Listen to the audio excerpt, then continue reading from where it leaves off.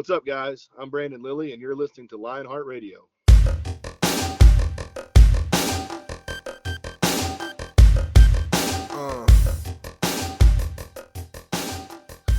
These days, for me, training is quite a bit different. My goals are still to become stronger than I've ever been, to be highly competitive. But right now, because of the knee injury that I've had and the subsequent 13 surgeries, going straight forward isn't the best option. So I'm doing a lot more of hypertrophy style training, more of just a strict bodybuilding split. Chest on Mondays, International Chest Day on Mondays, kind of arms and shoulders on Tuesdays, back on Wednesdays, and then chest again on Thursdays, arms on Friday, back on Fridays, and every single day doing something high level for my legs. But the overwhelming emphasis is on movement, the ability to move, the ability to be flexible. I'm not training really, really heavy right now because I'm also bringing my body weight down. And for me personally, from a head case standpoint, if I start lifting weights that I know I should move relatively easily and they feel heavy, my ego kind of steps in and kind of bucks me a little bit. I'll try to put a lot of weight back on. But when I competed in England last month, I was down 48 pounds at the weigh-ins over my beginning weight, and I set body weight PRs. And I know I'm doing the right things and I'm going the right direction. It's still hard for me because I've always wanted to be the biggest guy. I've always wanted to be the strongest guy. And looking in the mirror and seeing myself getting smaller and then reinforcing that with the weights feeling heavier might be a little bit too much for me right now. So I'm staying away from it until I get to a reasonable body weight where I'm comfortable, I'm happy, and then I'm going to shift back over to the heavier weight stuff. Hey everyone, welcome back to another episode of Lionheart Radio. We are currently in the beginning stages of summer, and it doesn't matter if you are a gym rat or a weekend warrior or an endurance athlete or some combination of all of them, kind of like myself. Everybody has one thing on their mind, and that is looking good naked. Everybody wants to look good and have some payoff for all of the hard work that they're doing behind the scenes. Everybody at Lionheart Radio is no different, from the host to the people that we have working behind the scenes. Now, if there is one thing that separates us apart, it's essentially the fact that we are not willing to sell you any bullshit. So what we've done is we've taken out the whole crash diet. We've saved you the 6 weeks to the next six-pack plan. And we've taken all of the knowledge that we have, collectively pooled it together, and put it in a document, a book, that you can download for free on lionheartrad.io. In that book, we have things that are going to help you get sustainably lean. We've got which workouts will help you burn more fat. We have tips on how to keep track of your daily calories and nutrition. And we've even got a glossary in the back with a list of movements and how you can plug them into your programming when you are looking for a desired result. Now, just like the show, everything is free. Go to lionheartrad.io and download your free ebook. As always, thank you for taking this journey with us. We will see you in the gym or at the beach.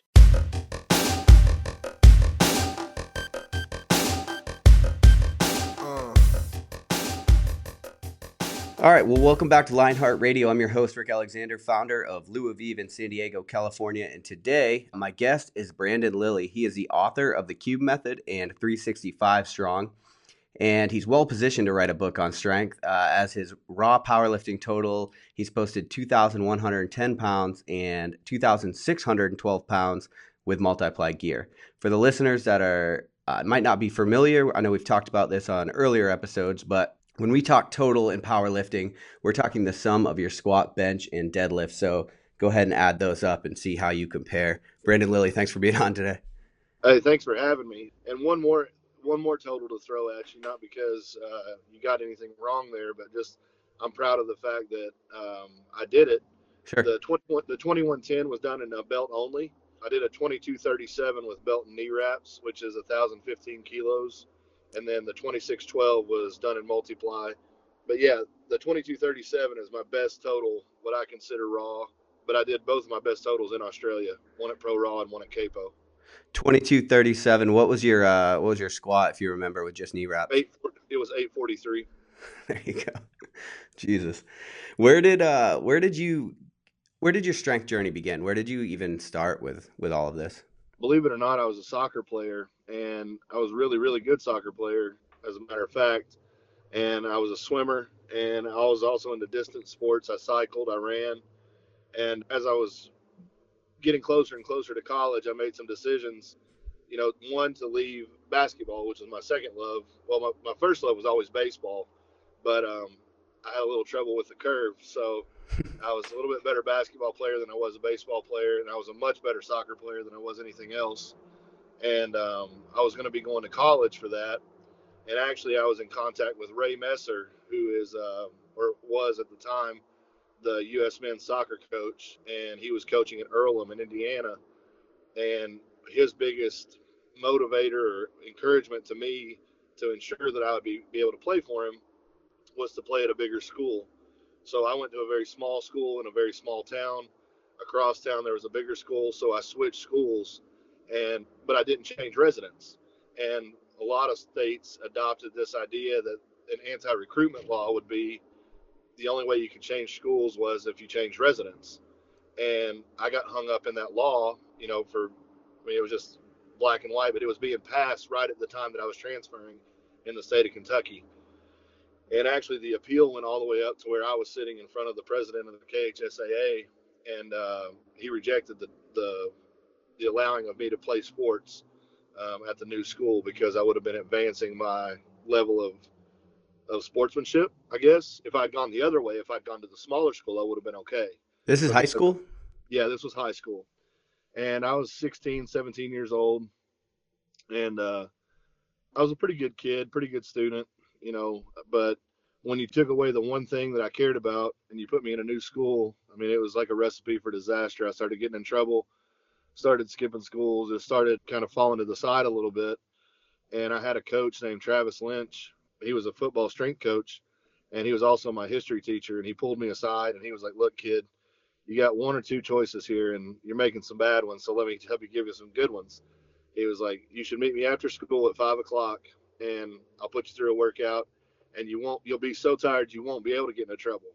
So he put me through a workout. I loved it, but the one thing that he kept saying to me is he was like, whatever you got inside of you, whatever you're mad about, whatever's making you feel bad, just get it out.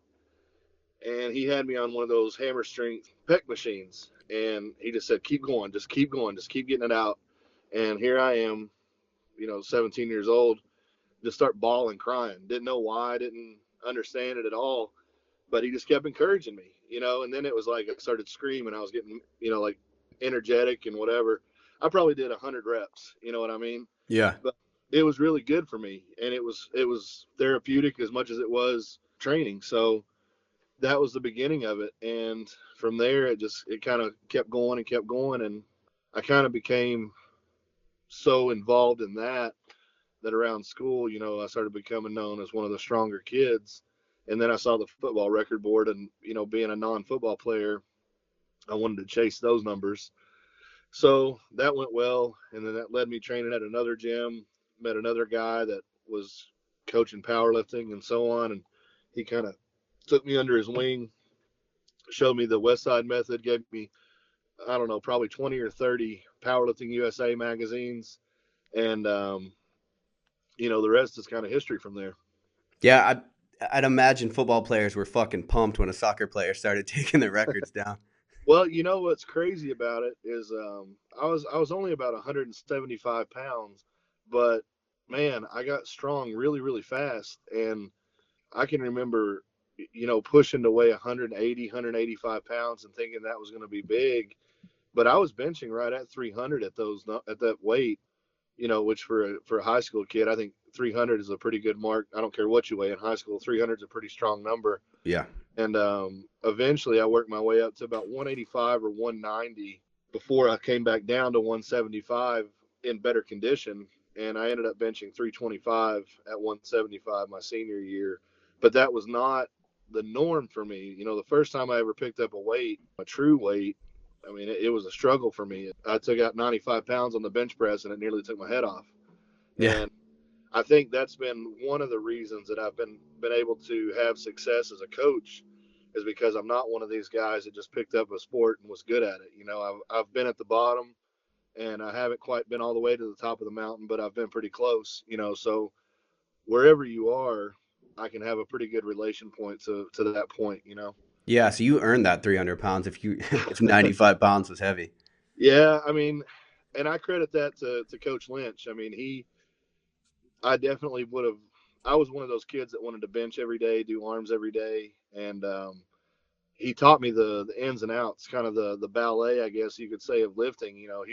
He explained to me at a very early point why I did certain things and why I didn't do certain things, and he was always the crazy thing about Coach Lynch is he no longer teaches because of his style. The sad thing about our world today is a coach like him that would take a kid like me that nobody else was really paying attention to, get me involved in something positive, teach you that it's okay for, and this is going to sound a little bit controversial, but it's okay for a coach or a teacher to hug you and tell you that it's going to be all right, that life is bigger than this moment.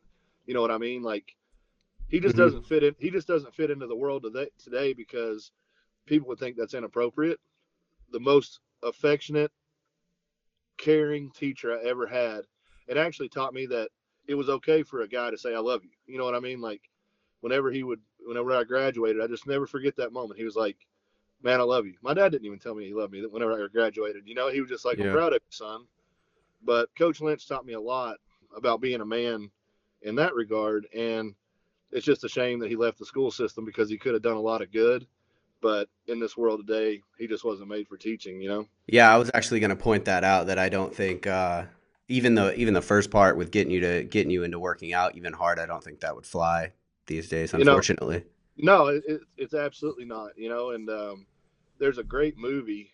I can't remember what it's called, but I'll think of it in a minute. But it actually touches on that. A guy becomes a teacher, and he's Adrian Brody's the actor. He comes into a class, and this one girl is really, really down, but he pays attention to her and he gives her hope and so on and so forth. And in this one pivotal moment, she comes over and tries to give him a hug, and he's frozen because he can't. You know what I mean? He can't give her that hug because he knows what will happen from a standpoint of the school board and whatnot. And she goes home and kills herself. You know what I mean? Like, I'm not sitting here trying to tell you that I was suicidal, but I am telling you right now, if it wasn't for Coach Lynch, I know my life path would have been a lot different. And Hmm. because he was willing to show an interest and because he did care, it made a huge impact on me. I mean, he pretty much he and Miss Waterbury pretty much held my hand as I wrote my portfolio, so I would graduate and go to college and everything. I mean, I look back on those two and I hated them both, like for many reasons as teachers, but they impacted my life much bigger than I ever thought. Yeah. Yeah, that's I tell people all the time if you were to taken lacrosse or and football away from me in high school, I mean I'd have been high and drunk every day because I would have had essentially no reason not to be. So just giving you that outlet is, Sure. extremely important. Yep. So the very first thing that he got you into was or that you started really powerlifting was that West Side method? No, I kind of did. Coach Lynch had me on like a 5x5. Okay. Uh, very, very basic stuff. And that, intertwined with some of the Jay Cutler bicep blast workouts that I saw in Flex Magazine or, the Dorian Yates stuff. But actually, my first love of my own training was Mike Menser. I picked up his HIT book and read that cover to cover and kind of identified with him. If you've ever read that book at all, he talks a little bit about his highs and his lows, and how he would write and he was always passionate and all this stuff, and how that he wanted to have so much more life outside of training. That's why he wanted to condense his training. And here I am, an 18, 19-year-old kid, just looking to have a good time and party and do all that stuff, but still get to the gym too. So the HIT system fit very well. Plus, it seemed like it made me tougher. You know what I mean? Like Yeah. a There's lot a of mental guys, toughness aspect to it. yeah, and a lot of guys were just going in there and just, going through the same routine. And here I am milking every set for everything it's worth. And it was a test for me to do that stuff. But then eventually the West Side system came along. I got some of the videos. I saw Chuck Vogelpohl lift, and the rest is like once you see that, it's kind of like, oh, I got to do that. He's unbelievable. Right. Did you go, did you work out at Westside? I did for a year, but it wasn't until much, much later when I was invited. So, yeah, I've actually followed the cube method before, and you can actually tell that you definitely had some bodybuilding style influence in your programming. I Hmm. haven't. I'm not familiar with 365 strong. Who would use the cube method versus who would use 365 strong? So let's kind of look at this in a creation standpoint. Mm-hmm. So the cube method might be the embryo, you know, Oh, the creation of life standpoint. right, Okay. well, the creation of the method, Okay. and then kingpin is kind of like you have a fetus, and then what I'm doing now, which is called the cube predator, is a full born baby. And what it really amounts to is it's an evolution of my understanding of people, the feedback that I've gotten from clients and things like that, and I've applied it. The cube method, as it was written, was basically, I didn't know that I was writing a book, to be honest. I was writing down what I was doing. I was basically doing training logs and explaining what I was doing and so on and so forth. Had great result. And when I was with Juggernaut, Chad Smith packaged all that together and said, look, let's elaborate on these articles a little bit and put it down, and we'll make it an ebook. And that went really well. A lot of people picked it up, used it, and ran with it. So the basic concept for me is the rotation of the intensities. So many people got stuck on the idea that when I bench, I did floor press or whatever like that. That's not necessarily the case. It's just what I was doing at that time, and not necessarily realizing that it was going to be as big as it was, I guess. Mm-hmm. I had to go back and make some changes. And when I did the changes, I adapted that for the Kingpin version, the 365 strong, and I made some changes and did more explanation and got everything back to the competition style lift. And then on the Predator, it's actually a little bit more of a high intensity style: two bench days, two squat days, one deadlift day, but the intensities are still rotated. And the reason that I intertwine hypertrophy in there so much, if you look at the human body, through your training, you should have an understanding of what's working and what's not. And for me, if the form is working, which always technique and form should be paramount, that should be your first go-to. If that's working well, if you're struggling in a lift, what portion of the lift is struggling and how can you fix that? Well, you fix a muscle weakness by making it bigger and stronger, hypertrophy. And I think a lot of coaches try to milk the CNS in that regard, like, let's shy away from the accessory stuff. To me, everybody does the big three right.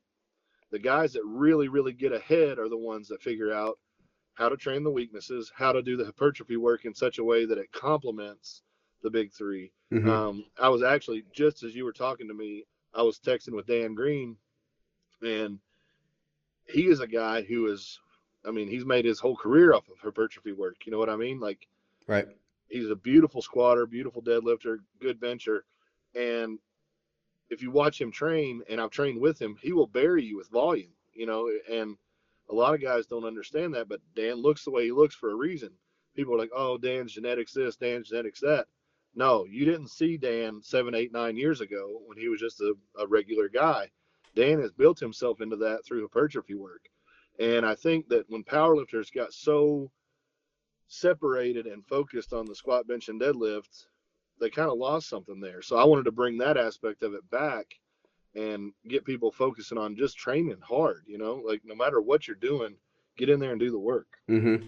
Yeah, and something you mentioned about Dan Green, and then also something you mentioned about yourself, which is whenever somebody is talking to me about trying to find a coach or trying to find training, there's a lot of people out there that are at a very high level, and that's because they're naturally gifted. So if you can vet your sources and you can find the people that have battled through injuries, they started from, look at what they look like when they started. These are the kind of people that actually know how you're going to make progress throughout all of the different adversities that are going to come along the way through your journey. Sure. And you do online programming, correct? Yeah. And, I kind of want to use this as a soapbox for a minute. Yeah. Uh, I could sit here and spout off all the great things that I've done as far as coaching. I've coached 20 men over 2,000 pound totals, and I've coached, 26 girls over 1,000 pound totals.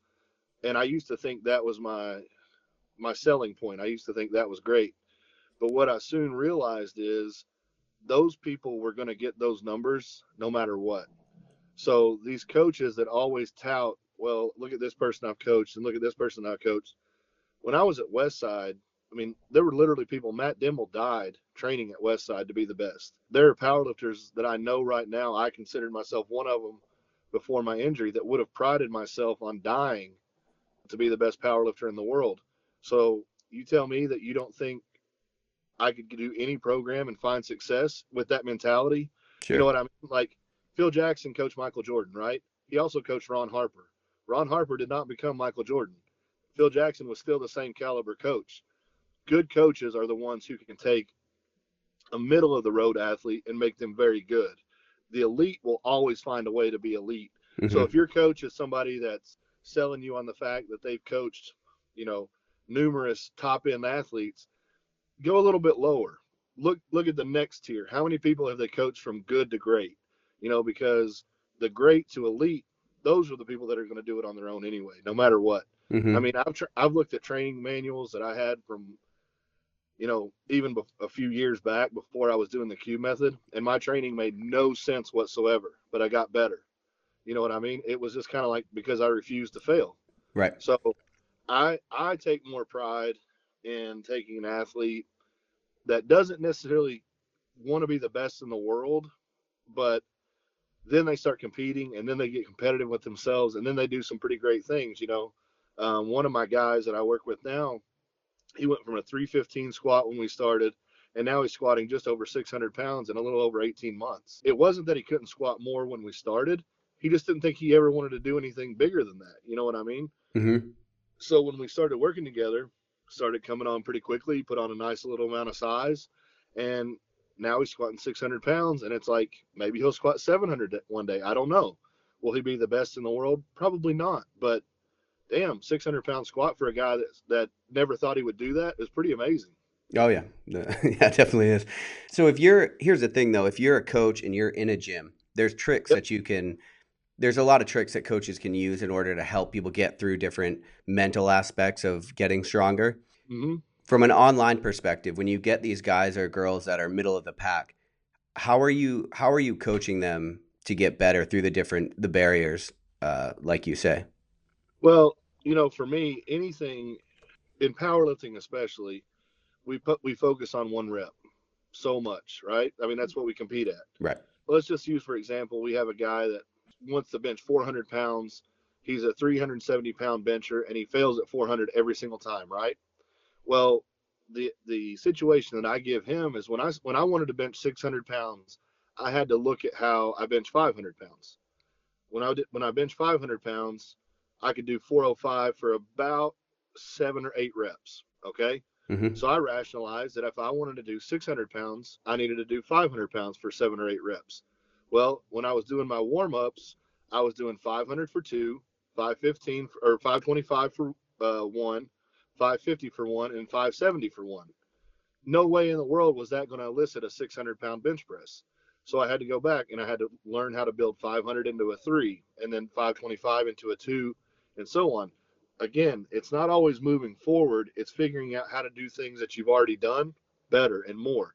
So a lot of my clients, the way that the wave works for me now is in a 10-week program, we'll have an 8 rep PR, a 6 rep PR, maybe a 6 and a 5 or something like that, but an 8, a 5, and a 3 rep PR. And then at the culmination of the 10 weeks or the 15 weeks, however long we do it, that's where you do your 1 rep PR. But if you can do an 8 rep PR, good. Mm-hmm. So then we get to the 5 rep PR. If you can't do the 5 rep PR, we have to adjust. We know something's not right. If you can do the 5 rep PR and you can do the 3 rep PR, then why couldn't you do the 1 rep PR? I don't consistently have to load you up with a 1 rep maximum to know that you're getting better. So I show these people all the time success on top of success on top of success, not only through the rep PRs, but quality of lift PRs. If you send me a video, and let's say you squat 400 for two, and the first one's awesome and the second one's slow, but in 2 weeks you send that same video back and you squat 400 for two easy reps, you got stronger. Mm-hmm. A lot of coaches won't tell you that you got stronger because it's not a three written down, but you did the same amount of reps better. I'll take that as a PR all day long. Yep. The other way that I'll do it is I'll give people time. Okay, how many reps can you do in 30 seconds with this weight. There again, I have something to work forward with. Can you do that same weight for 31 seconds next time? Can you do one more rep in 30 seconds? Can we do more weight in 30 seconds? You see what I'm saying? Yeah. I try to build PRs in a multitude of different ways. So if something goes wrong, they've still got 3 or 4 chances that day to redeem the workout. Because Mhm. so many times in my life, I would have a bad lift and it would ruin the whole workout. It would ruin my whole next day until my next workout. And I just try to remove that aspect. I try to keep everything positive. Yeah, I see. So from a physiological standpoint, you're using basically the tools that they have, or the tool you're using is by taking the numbers that they have and creating more time under tension Sure. with You with can't better you can't quality. make you can't make something more than what they are. You know, Hmm. if you're a 200-pound squatter, if you want to squat 300 pounds, it doesn't matter how bad you want to if you don't do the right things to make that happen. So I know the things that will make that happen: linear progression of the lift, the main lift, and then hypertrophy work to diminish weaknesses. Hmm. That's the main thing, and focus on doing things right. If you do things right well enough and often enough, success will come. So I've seen in your bios that you've also spoken to other populations that are not powerlifters. You've worked with SEALs, other special forces. How does advice differ, and how can they use powerlifting kind of to increase their performance for more of the hybrid athletes that are going to be listening to this? Well, the hybrid athlete should hear this. The big three are the best mass builders, CNS conditioners, and overall, I guess competitive lifts. I really enjoy those. They're easy to coach. The one reason that I talk a lot to football coaches and these organizations is they still rely on a lot on Olympic lifting, and that's awesome if you're an Olympic lifter. They're really difficult to master. They take a lot of time to coach, and the risk of injury is very, very high. Agreed. I think the risk of injury with the power lifts, and even in these special forces type situations, I'm not worried about a bench press. I'll switch them over to a military press or something along those lines. But the squat and the deadlift, those are two natural movements that you're going to see every day in possibly combat situation. Having to squat down with a rucksack, or having to maybe shoulder a friend or a body on your shoulders, or having to pick heavy things up off the ground, those make sense to me. So why don't we train them that way? But applying the science of it all, these guys are made to go, go, go, go, go. I'm not ever going to worry about their 1 rep max. It's ridiculous. I need to worry about a 5 or a 3 rep max for these guys because I know they are ego driven. They want to see big numbers on the bar. That's good. We put those kind of things out there, but a lot of their working stuff is going to be in the 6 to 12 range. Hmm. Lightened weight, because we don't want to pack a ton of mass on these guys. We want to keep them agile, we want to keep them moving, but we want to keep them strong relative to what they're required to do. And one of the things that I speak about heavily when I talk to these guys, and maybe you'll understand this really quickly, is a lot of the people that I've talked to use RPE. I love RPE training, the rate of perceived exertion. Hmm. Well, guess who you're talking to when you're talking to a Navy SEAL or a MARSOC Marine, or whatever. You've People that, conditioned yeah, you have conditioned this guy to say nothing is a 10. right. You know what I mean? So their overuse injuries relative to RPE training can become very, very high. Well, we just ran 3 miles, we just swam 2 miles, and now we're coming in here to max out a deadlift. Well, that doesn't necessarily make sense to me. You Right. know, um, we need to pick our max out days and do that first, and then do the other training behind the weight training. There's just simple things that is overlooked in regards to training for these type of groups. They kind of have this adapt or die mentality, and not the actual soldiers, but the people who are running things. Like, oh, they'll either get through it or they won't. That's absolutely the worst way to look at it. We should be grooming these guys for success and helping them avoid these overuse injuries that we see so commonly. I mean, you have these guys do a brutal workout and you ask for an RPE and they say it's a 6, Right. and then you say, what conditioned this to be a 6?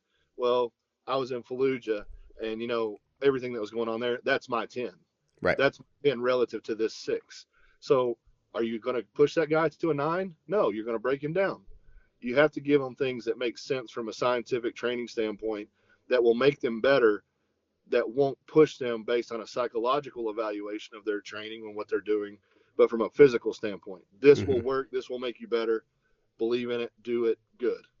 Sure. That being said, are there any tools that you use to find objective numbers such as HRV work or anything like that? You know, with these guys, like I said, I'll have them a lot of times take what they think is their maximum, but we'll scale it back to 70%. That's kind of the number that I usually fall for is 70%. And we'll have them do an evaluation of around a 3 to 5 rep max with that, see how they move, and then we'll scale everything off of that. Gotcha. I don't see these guys, like I said, ever needing to do a 1 rep maximum. I mean, especially you know near a combat session, because we're trying to prep them for something bigger than the gym, right? Sure. So if we can keep their encouragement and their excitement going with rep maxes, that's the best way to go. If you want to hold it in, like a team specific contest where you do a 1 rep max or something like that, all that's all well and good, but you have to emphasize the form. And these guys are respectful to themselves and to their craft. They understand the importance of form if you preach it to them. If you don't, they'll get sloppy as hell because they just have that ego driven, Yep. I want to win, and that's fine too. But as their coach and as the person who's over top of them, you have to be reinforcing form, form, form, form, form, just like when they draw their weapon. If they get loose with their weapon, somebody's going to get hurt. If you get loose in the gym, somebody's going to get hurt. Sure. So I've heard you say train like a strongman, diet like a bodybuilder, mobilize like a weightlifter, and think like a powerlifter. That's right. That stands out. Can you elaborate on that a little bit? Well, Dan and I were just talking about this in relation to Kazmaier and talking about how we're so focused now on the most amount of output with the least amount of training, right? We're Sure. trying to get we're trying to get the most out of the least. Efficiency. I will never forget a quote that Kazmaier gave me. If you ever look at his training logs, they were massive in the volume that he would do and the weight that he would do. And he talked about forced adaptation. So he was like, I did that much because I knew or I was afraid that another guy would do more. You know what I mean? And now we're trying to do, well, if I do one more rep, then I'm going to break down and be overtrained. Well, Hmm. that's kind of bullshit. I always talk about it in these terms because I worked in a garage. I was a mechanic. I look at my hands, they're really thick and dense. I look at mechanics' hands. Most of their hands never start out that way.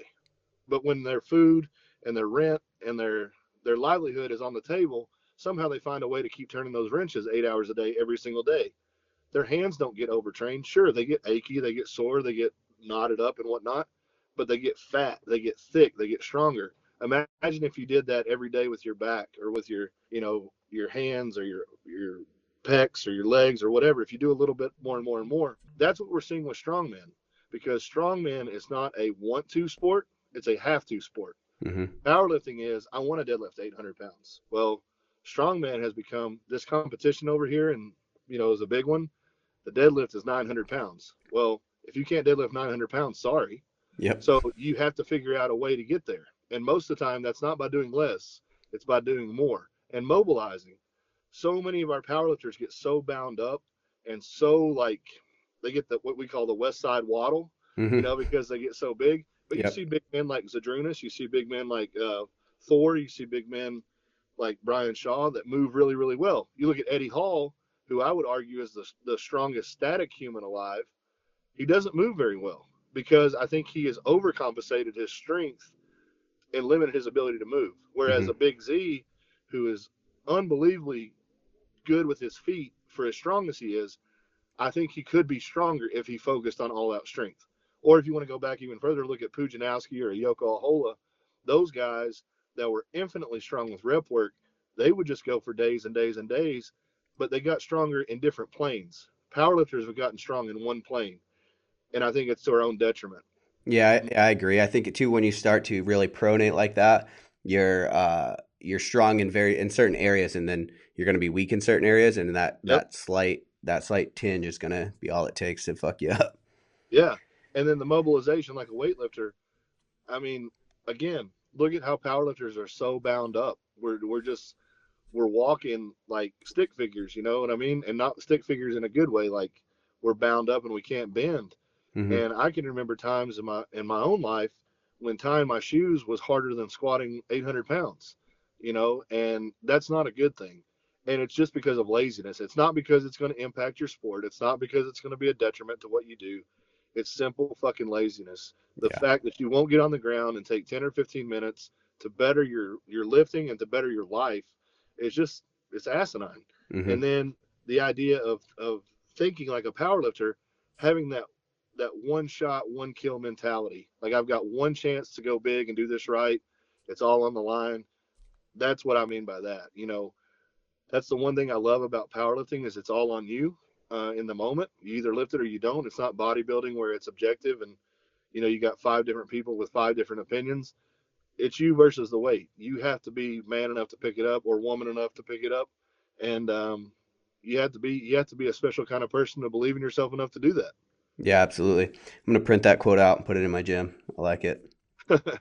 With all of your work, your competitions, your books, your seminars, your talking, what do you want the world to kind of take away from your journey? Like, what do you want your legacy to be when people think Brandon Lilly? Well, first of all, I think that beyond the sport, I would like for people to think that I was a good person. Sure. Um, I would, second of all, probably in line with that is that I was a good dad. And then third, relative to the sport, is that I gave everything that I had, whether it was my mind when my legs wouldn't work, whether it was my body when my head wouldn't work. You know what Yep. I mean? Yep. Uh, I want people to know that it's not been about anything more than just giving everything I can give to the sport. I love the sport. It probably, some people look at it and think, man, that guy's got it made. I wish I had his life. Well, you can. I'm just a nobody that put everything I had and let the chips fall where they may. But I believed in myself. I believed in what I was doing, and I guess at the end of the day, I just want people to see that they can respect that I gave everything that I had. As far as a lifter, again, the same thing. I was a guy that trained with an intensity that made me who I was as a lifter, and I gave my body to the sport. I gave my body to be the best that I could, and sport kind of kicked my ass, but I didn't stay down. I'm still coming back. That's what I want to be known for is toughness. Yeah. Well, I think coming back from all those injuries is definitely putting you on the right track. Can you talk a little bit about your mindset and kind of your strategy when it comes to coming back from an injury? I know you've talked a little bit about it in the icebreaker, but Well, when you come back from an injury, I think the first thing is, and this answer might be a little bit of a change of direction from what you were expecting, but I think the first thing you have to do is you really have to humble yourself, and that's very hard. Like for me, I can tell you, I was an egomaniacal terror when I was at my strongest. And I think there's a little bit of that you have to have where you're 10 feet tall and bulletproof and nothing can touch you. hmm But when you're damaged and when you're broken, you have to let people in. You have to learn to let people love you. You have to learn to let people do things for you that are so humbling and humiliating that you can't do them yourself. Um, and then you have to kind of get right with yourself. You have to figure out, what do I do with this? How do I process this? And for me, the story that I tell over and over that changes everything is somebody's got it worse than you. You know what I mean? No matter how bad you are, somebody that didn't deserve that. Like, I chose to compete the day that I got hurt. That was a choice. And while people may say I deserved it, maybe people may say that I didn't deserve it. There's a kid out there with some terminal disease that did nothing wrong to anybody ever. Um, there's a man or a woman out there that's suffering with some disease that they don't deserve. And I tell people all the time, there's people that got it way worse than whatever this injury is. And you start there. And my third day out of surgery, I was probably at my low point where, oh my God, I'm not going to be able to walk again. I'm not going to be able to lift again. They told me I wouldn't walk for 10 months. And I got a message from a guy named Mike Ingerson. He's followed me for years and years. Um, and always just been a guy that reached out, happy birthday, man. Hope you're doing well, blah, blah, blah. Just always been a consistent person that stood out as they remembered things. They sent me messages. sure. And he's in a wheelchair. And here I am thinking about, like, I mean, honestly, I was thinking about killing myself. I was thinking about just going away and never coming back again or whatever. And he was like, hey, buddy, I hope you're doing well. I know you're probably pretty down right now. But he said, I wanted to tell you, I wake up every morning excited. And I was like, why the fuck do you wake up excited? You know what I mean? Yeah. Because I know that every morning when I wake up, I got a chance to move my legs again. And he was like, And if I can move my legs again, then I can walk. And if I can walk, I can move mountains. And I look down and I can move my feet and I can move my legs a little bit. Like I couldn't walk, but I could do more than he could. And that kind of set me straight as like, you know what, this guy's got a great outlook and I'm better off than he is right now, but I'm worse off because I don't even believe in myself, you know? Yeah. So in that moment, I kind of stopped feeling sorry for myself. And like I said, they told me I wouldn't walk for 10 months and I had a nerve block in. I was, you know, casted from hip to ankle in both legs. And I just pulled the covers back and I swiveled off to the side of the bed, which was stupid. I was on a ton of painkillers, but I grabbed the walker and I walked about 3 steps. When I say walk, I mean I slid my feet. I was doing a tricep dip, basically, Yeah. Yeah. just enough to slide my feet over to the chair. And I plopped down in the chair. And the doctor came in and he was like, "What are you doing?" And I was like, "Well, you told me I wouldn't walk for 10 months, and I did it in 3 days." So that kind of got the cycle of me being competitive again. How quickly can I do this? Some of that good, some of that bad. But you have to find a point, no matter where you are, of understanding how badly you're hurt, what it's going to take to overcome that, and what you should do right and wrong moving forward. I came back and deadlifted 710 pounds 3 months after this surgery. You know what I mean? It was insanity. Jesus. But Yeah. but I did that because I thought people were going to forget about me. You know what I mean? I did it from an ego point. That probably set me back more than it kept me forward. You know what I mean? Hmm. If I had just stayed the course and done some rehabilitation work, built myself up in 10 months time, I probably would have been okay. But I kept stressing the joint to the point that it got infected again. It rejected some of the repair work. I was my own worst enemy because I couldn't see the bigger picture. All I saw was what was right in front of me. And I think that's just it. With enough time, injuries will heal. But want to doesn't make tissue or tendon heal. Right. Just, you know, so let it do its thing. Take the rest, enjoy the rest, look at different aspects of your life that you've neglected, because if you get to a certain level, a high enough level, I'm certain that people are neglecting their family, they're neglecting their friends. Um, but look at those aspects. And now that I'm back or coming back um, to a very high level again, those pieces fit a lot better. Like I realize that my friends don't care if I deadlift 900 pounds. Like they don't care, you know. And I'll never forget the day I bent 600 pounds raw in competition. I called my son and I was so excited to tell him. I was like, Aiden, Daddy bench 600 pounds. And he goes, okay, well, I finished my Lego set. You know what Yeah. I mean? Like, Yeah.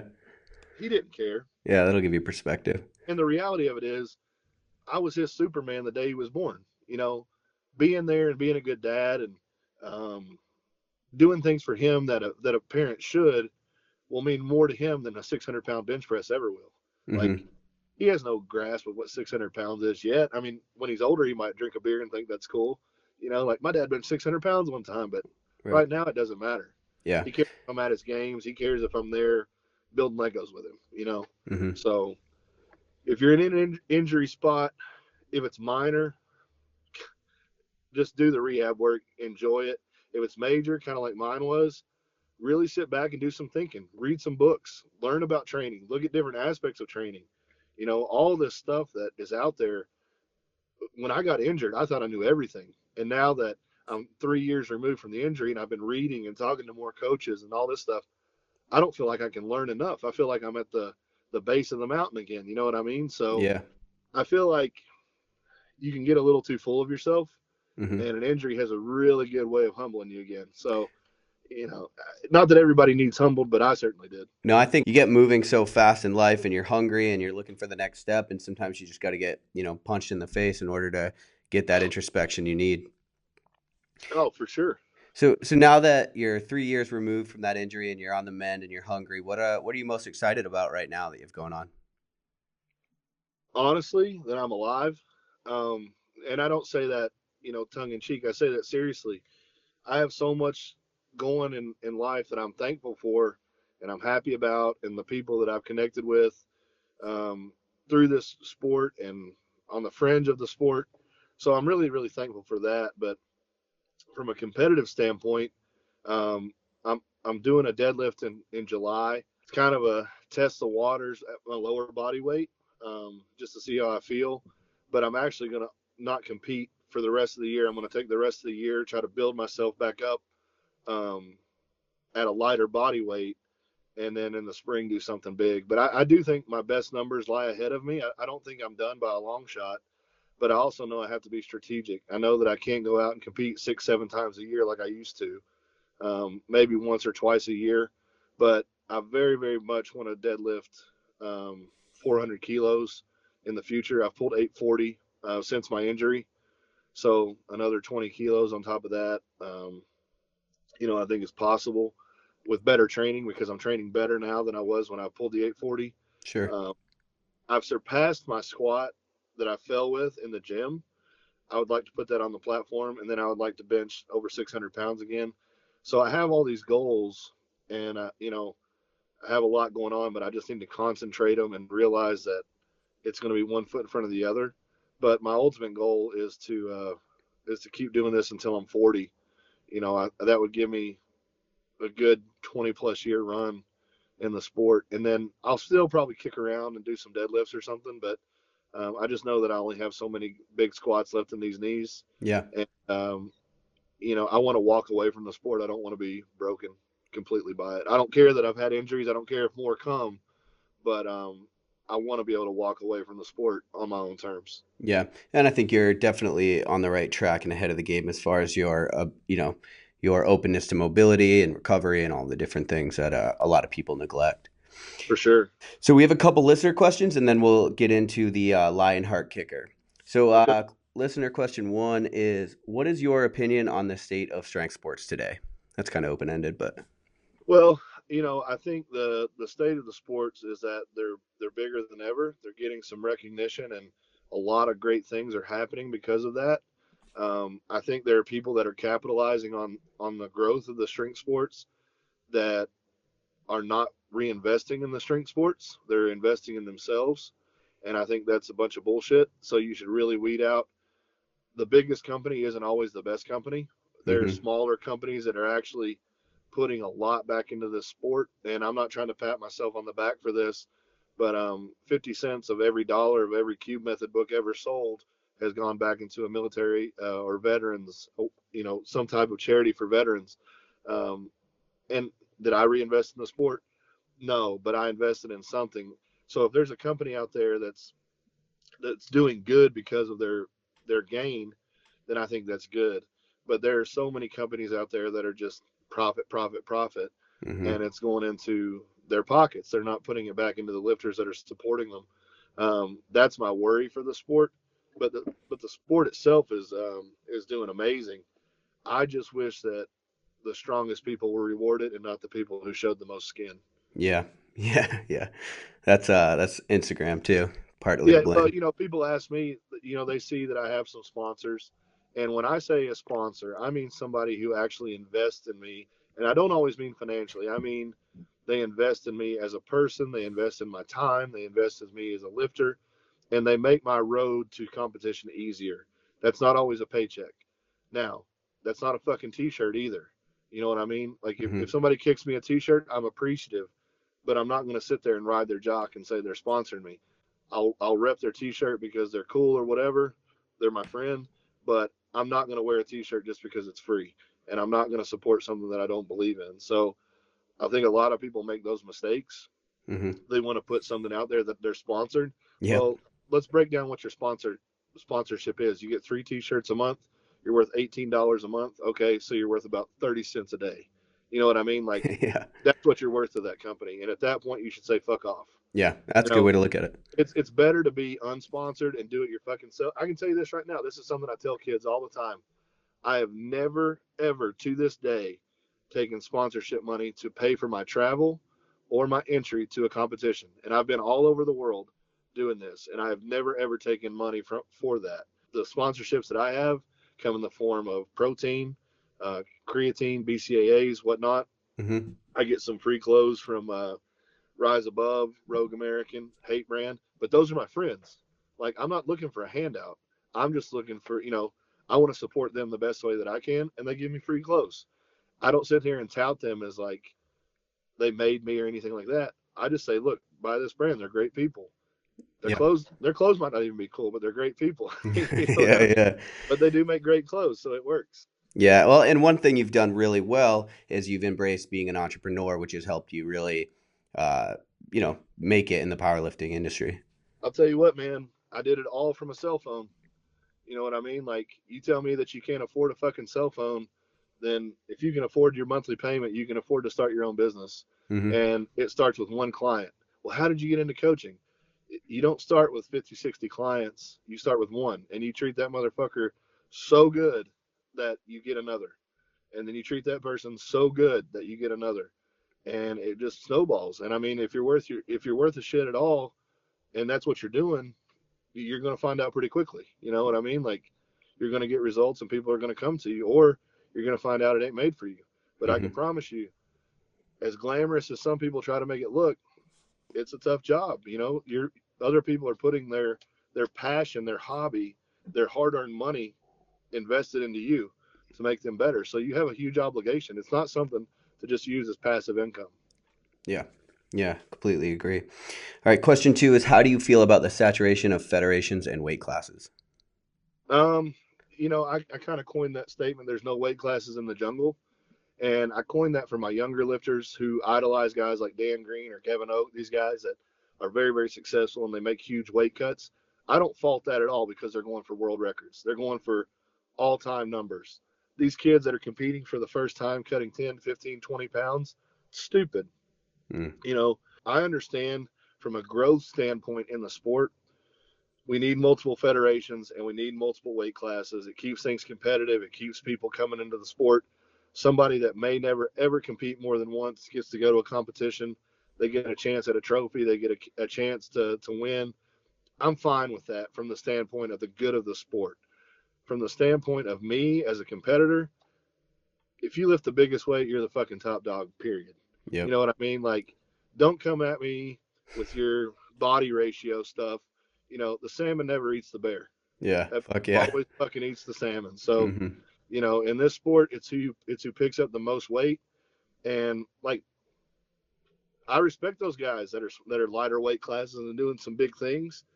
But who do you want to see? A guy pick up 1,000 pound deadlift or a guy picking up 600 because he weighs 114? You know Yeah. what I mean? Like, Yep. it just is what it is. And I mean, maybe I'm an asshole for saying that, but I have to think that way. I have to think of myself as, being the strongest. Hmm. Yeah, and that's like that goes back to think like a power lifter or think like a strongman, right? Yeah, yeah. Think like a powerlifter. Yeah, Live like a train like a strongman. My bad. Yep. You're getting close. Yeah. So, well, when I fucking print it out and put it under my squat rack, I'll get it. So the Lionheart kicker is the final questions we try to ask every guest that comes on the show. If you could give advice based on everything that you know, it can be powerlifting or it can be life advice that was guaranteed that it'd be translated to every language and everybody in the world would hear it. What would you tell everybody? Go find your mom, go find your dad, and say I'm sorry. Then say I love you. And from there, go find your friends, hold them close. Go find those people that you love and care about, hold them close. And anybody that doesn't matter, tell them to fuck off. That's life. And lifting, it's a tortoise and the hare. There's going to be some people that do amazing things very, very early on, and there's going to be people who take a long time to get to the top. But what I have seen, tested, untested, genetically gifted or not, if you stick around long enough and you do the right things long enough on a long enough timeline, things seem to equalize.